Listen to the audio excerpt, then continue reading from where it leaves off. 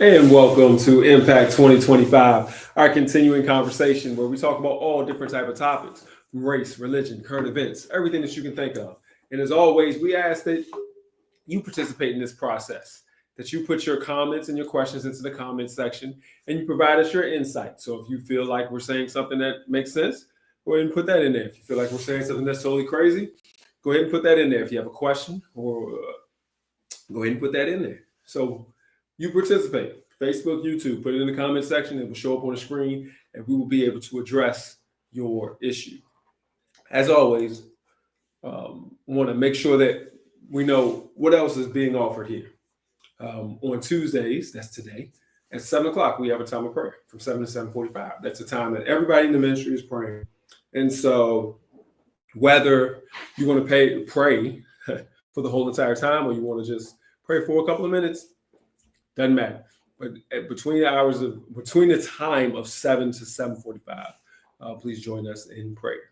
At 7 o'clock on Thursdays, we have Thursday Thirst, our weekly Bible study. That's the time where we delve into the Bible. Please join us for that. So that's Facebook and YouTube as well. And then on Sundays at 10, we have worship service that is here on the screen at the address. And it's also Facebook and YouTube as well. So please feel free to join us for that. And of course, on Tuesdays at 8, we have Impact 2025. And as we always love to do, we hop right into what's going on. A lot of the different things that are occurring, of course, we always say that it's always, not always, but in the more recent months and years, it's been very easy to find things to talk about. A lot of the things are political. Every once in a while, we have things that are current event-y, if that makes more sense. But we never run out of things to talk about. And this week absolutely is no different.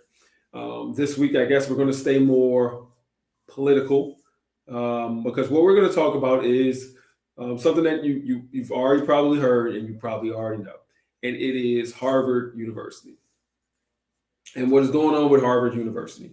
And so Harvard University is being attacked by many people, mainly the White House right now and the current president. But it's been attacked by people for years. People really want to come at Harvard because what Harvard University has done is become more of as they say, a liberal think tank, a place where people who have very liberal and extreme ideas in that realm, where they can go and think and play. And so it's been attacked by many people. They're saying, well, people with more conservative ideas, people with more conservative thought processes, they don't really have the space to play in Harvard, one of the most prestigious universities in the United States, as they say. And so there was some criticism there.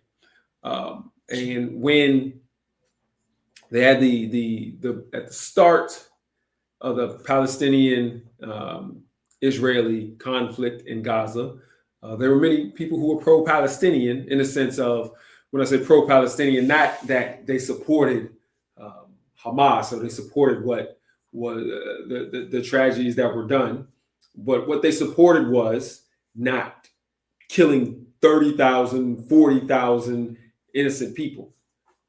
And so when they were pro-Palestinian and anti-war in the sense of, let's stop just killing people. Israel needs to stop just killing people for revenge or for the sake of trying to take over the whole Gaza Strip.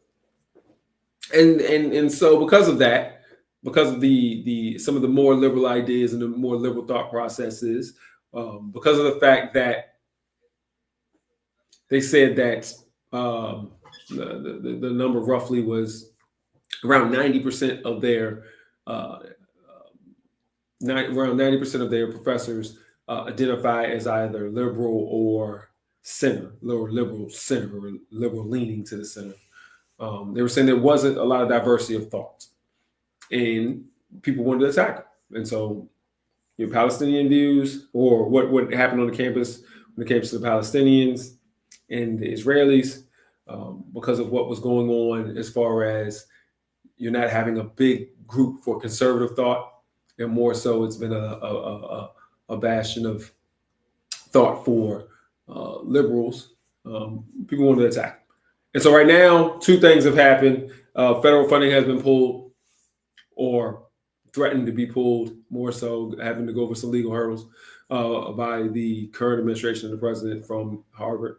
But now the new thing is saying that the immigration statuses, the visas, the student visas for international students at Harvard were being evaluated, suspended, and pulled. And so what the goal is here is to intimidate Harvard by not allowing international students. Over 50% of their international students do come from China.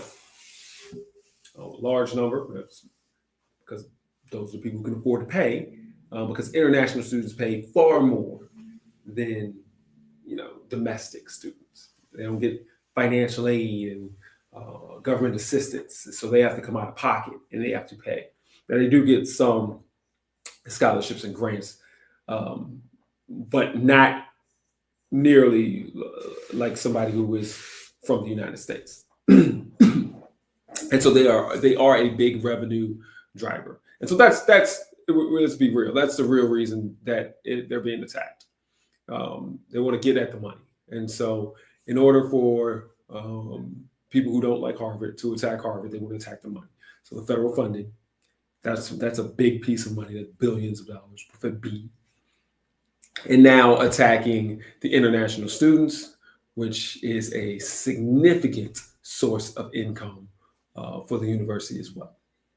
And so as much as people want to say this is about, I want to get at them and pay back because we're just going to take away the international students because, immigration, blah, blah, blah, blah, blah. They don't care anything about that. That's a revenue driver. That's money.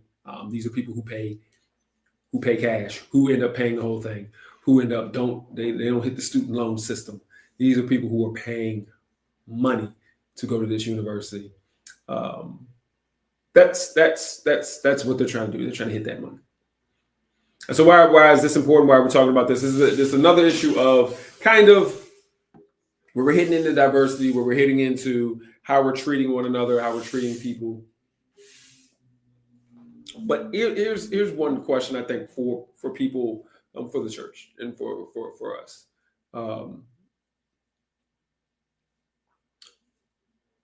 And when I was looking at this and looking at some of the issues that people are saying, there's not enough diversity at Harvard. They're saying, and there needs to be more conservative voices, and there needs to be a balance there. One of the questions then comes is into the church. Do we need to make sure that we have enough diversity of thought in our churches, that we're not siloed, that we don't have all liberals in the church, or all Republicans in the church, or all Democrats in the church, or all people who think one way in the church? Should we have difference of thought? And for the same reasons that it's beneficial for businesses and things, are some of the same reasons that I think it may be beneficial for the church, and maybe beneficial to consider it for the church, to have a significant and a major push to have diversity of thought or different types of people. Why? Because just like in a business, and let's be clear, churches and businesses are not the same, not that similar at all. If you think that they are, you think about that a little bit.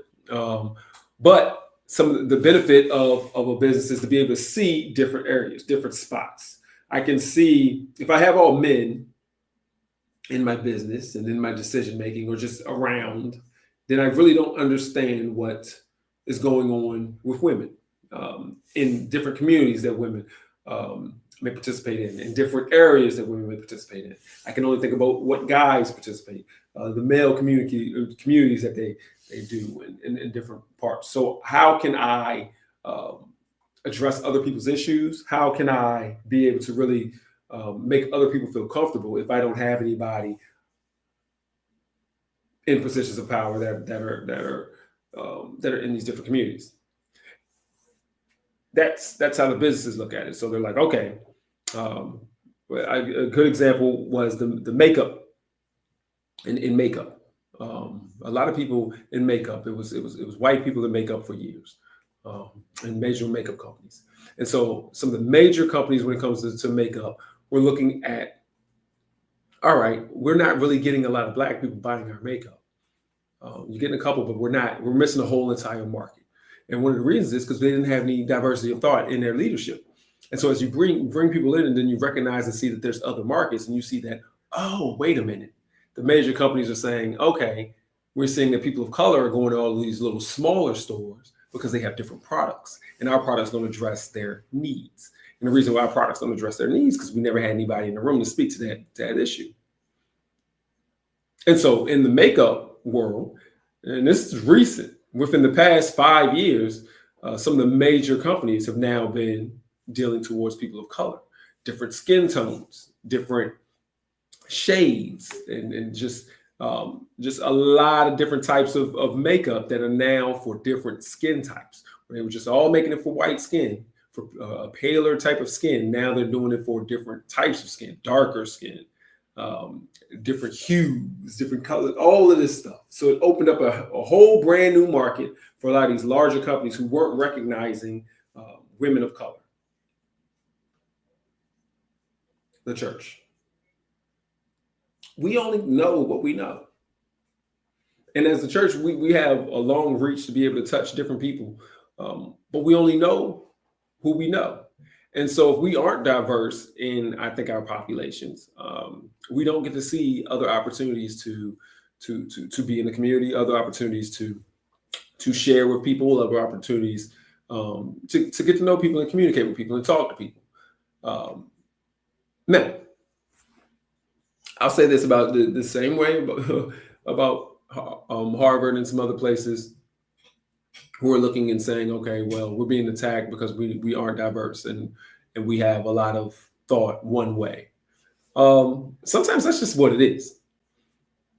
I can tell you, diversity of thought does not go out to, I'm going to keep it real, Trump supporters. Because of the fact that some of them are disillusioned, some of them believe in order to be a Trump supporter, you have to believe in a lot of lying or being able to either believe in the lie or pacify yourself where you're able to accept lies. And I don't think that works as far as diversity sometimes. And so sometimes you're not going to be able to be diverse there. But that doesn't mean that we don't need diversity, period. And so we do need a situation of where we can be diverse across the board. Women in power, men in power, older people in power, younger people in power, or in our populations. And I know a lot of that just comes to who can we get in the door. But I think it's a push where we need to consider if we aren't welcoming to different groups of thought as the church. Why is that? Why aren't we attracting different types of groups and attitudes and different types of people? And is that a problem? Again, as I will sit back and say, all right, there's some groups that are not going to be. If you are anti-woman, if you don't think that women have any role, shouldn't be talking, like if you are very old world when it comes to women, absolutely not. You're not going to be feeling comfortable, in many churches. You're not going to be comfortable in our church. That's just not going to be. So that diversity of thought is not going to be welcoming for you. And so if you have that, you're going to have a tough time. Wouldn't even want you there because you're not going to get a full. You're not going to be able to fully be who you are and have an understanding of Christ. You're going to be blocked all the time because you have this mentality that doesn't fit what anybody else has in the ministry. So all diversity is not going to work. But should we be able to be open enough to somebody who just thinks differently? Look, everybody can't be the old school, can't have all the same old school people who eat the same way, look the same way, dress the same way, talk the same way, walk the same way. We need diversity of thought, and because that's what the community is. so we can be able to get out there. When Jesus' way of thinking differed from that of the conservative Jewish authorities, they sought to kill him. As the church, if we truly stand on Christian principles, the mega movement will seek to destroy the church. Any thoughts that challenges mega thinking will be attacked. Absolutely agree on that one as well. And so that's the weird part about trying to bring in a lot of folk. It should be some diversity of thought, but like I said, the diversity only goes so far. There are groups that at the end of the day you're not going to have in there. I got opinions about it across the board. One of the going back to the universities, one of the major things they were talking about is that at the end of the day, they don't have conservative professors. You have very few conservative professors, and if you do have them, it might be in math, but you're not going to have it in any of the. You don't have a large number of conservative professors across major universities in more of the thought-provoking majors in areas. Your sciences, your social sciences. You're not going to have anything in your philosophy areas. Even in your theological areas, you're not going to have a lot of people there who are conservative in thought. And one of the reasons in the processes for that is in the current, they had a little bit more in the past, but in the current is because of what they try to believe. They try to get away from education, traditional education, and have some thoughts on some non-proven and some non-proven theories and some craziness there. And so that's not the space. If you're going to be at a university, if you're going to be a place of education and educational thought, and you want to wrestle with facts and you want to show people how to think and use facts, and you have to cite your sources. You need to be able to have in-depth and realistic conversations. Well, you're not going to be able to have those people there, and so they're not going to be able to fit the mold. And so just like I think in this conversation here, when Jesus had a different way of thinking, the majority of the masses are going to come against you. And so those people are not going to be the people you're going to want to have within your group. More so the diversity of people that we just need to have, I think is going to have to just be demographic more so than the thought process. At the end of the day, the current conservative thought, or the current way that a more conservative thought is brought out here in the United States is disturbing and doesn't really fit a lot of the moral framework. And that's going to be a tough one in a lot of churches who are really trying to follow the word of God to be able to have a lot of conservative thought in there. You're going to struggle with that. You're going to struggle with that. And so if you have a conservative political leaning or way of thinking, you're gonna struggle to be in a real church. If you're in one of those churches who are guided by politics, then so basically they're just political action committees or arms of the political parties with just some crosses on the door. Well, then you'll be fine. But if you really have to sit back and you have to look at some of the issues, when it comes to how we treat homeless people, how do we treat people who don't have the right documentation to be legal citizens? How do we treat one another? How do we treat the sick? How do we treat the poor? How do we treat the young? How do we treat the old? How do we treat one another? How do we treat people we like? How do we treat people we don't like? How do we treat our enemy? You're not going to be able to function in the church if you're in that current American conservative realm. And so if I look around and be like, well, why aren't any of them here? It's because this is not somewhere where that ideology is going to work. If you actually come in here and you read the word of God, you will have to you're going to abandon one. You're either going to have to abandon the word of God or you're going to abandon American conservatism, because both of those things don't fit. And so, that diversity I'm not worried about, because I don't think that will exist. But the diversity of thought when it comes to other things should exist. At the end of the day, if you're going to have, you should have all types of people. Everybody has a different, well, not everybody has a different sin. You should be able to have somebody in there with almost every sin. And I think that more so represents some of the diversity, I would say. So if you had somebody in there who was, let's say, LGBTQ, but you also had somebody in there who was a habitual liar, or you had somebody in there who had done physical violence in the past, or you had somebody in there who stole, who couldn't stop stealing, a klepto. You have somebody in there who has significant issues with their sexual desires, or you have somebody in there who, just whatever. You should have a little bit of everything. You should. And so I think that's the kind of diversity that we need. And then again, we should have basically most demographics covered, because then that allows us to touch most of the different populations. You don't know where young people are if you don't have any young people in your organization, and you don't give them any ability to speak and do things. You don't know where you don't know where older people are and what they do during the day if you don't have anybody in the organization. And so we should try to be open to everybody wanting to come and be a part of our ministries, because then that allows us to be able to reciprocate and turn it back out into the community and touch all of these different areas. Today, to be conservative is to be against anyone who does not think the way they think and wanting to destroy those who do not think the way conservatives think. There is not acceptance or tolerance or other viewpoints. Yeah, I think that the crazy part is that conservative people say the same thing about liberal people. Liberal people say the same thing about conservative people. That, well, you don't allow us to think, and you don't allow us to think. I think they're both going to say the same thing. I do think what's important though is that your group can have conversations. Whereas, who is throwing the most names out?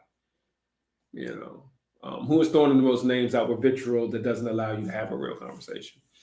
And so, when you're saying, well, when you have views that people are, that a whole group of folk are child molesters, or they're eating babies, or they're murdering people, when you believe conspiracy theories and weird things like that, when you see clear lies and you want those lies to be true so bad that you'll start to believe them, that doesn't allow for acceptance or tolerance. That doesn't allow for conversation, because I need you to come get on the crazy train with me.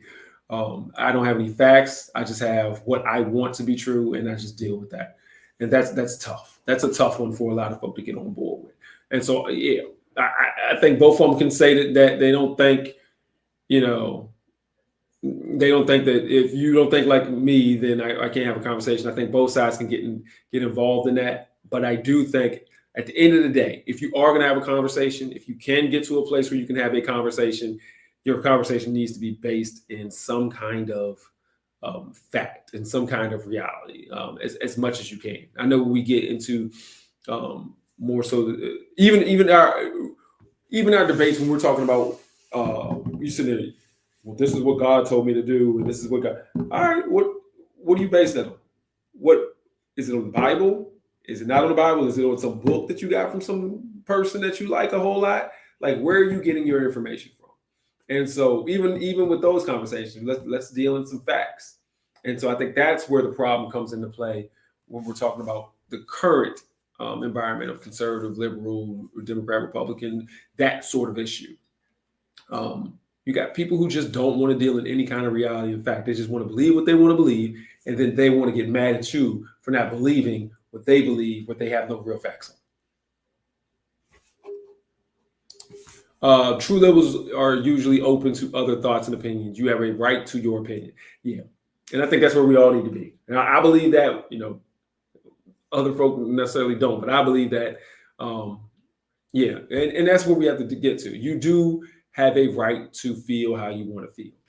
Now, I have a right to feel how I want to feel. And there are consequences that go with feelings. At the end of the day, straight up, at the end of the day, if I found a person who was who is okay with the political climate and the way it's going, it's okay with how the immigrants are being treated, you're okay with the fact that you brought that the white South Africans got brought over here and put into the front of the line. If you're okay with all of those things, we can still be cool. I'm okay with your opinion. You can't watch my kids. You couldn't. If I went out of town, I wouldn't leave my dog with you. Those sort of things. And that doesn't mean I dislike you as a person or anything like that. But there's a line of, I don't think that you are in the realm of making a lot of some ethical decisions that you may think are ethical or moral. I would disagree with. And so I wouldn't put people that I care about, things that I care about, in your care or your decision-making care. And so there's consequences, even though we should accept one another, there are consequences to our decision-making processes. And so if I don't think that you're a good decision maker, if I know that I only can trust you but so far, we can, we're still good. We're still friends. Doesn't mean if you need something, I'll still, we still we love one another. There are limits to what we can do together, though. I don't trust you the same way that I would trust someone who I know is a moral decision maker. So, I hope that that kind of makes sense. So I think we need to all be together. Oh, not all be together. I think we need to make sure that we are opening and inviting so that we can have as much diversity of thought as possible. There are limits, significant limits to that. Certain people just, at the end of the day, you don't need to be here. If you are racist to the core, you do not need to be here. That diversity of thought we don't need. But there are other places, for you in that diversity of thought. But as much as we can, we need to diversify our populations so that we can serve more people. And so we can serve more populations. And so we should be trying to grow our diversity here. So DEI should be live and in effect in all churches. That's the end point of this, I guess. We need to be as diverse as possible. We need to have as much equity as possible. So equity that means we need to, at the end of the day, young, old, white, black, got a bunch of money, got a little bit of money. Everybody needs to have an opportunity to lead, to make decisions. And then inclusion, same thing. When we're looking to include and be inclusive of other people, whether we agree or disagree with them.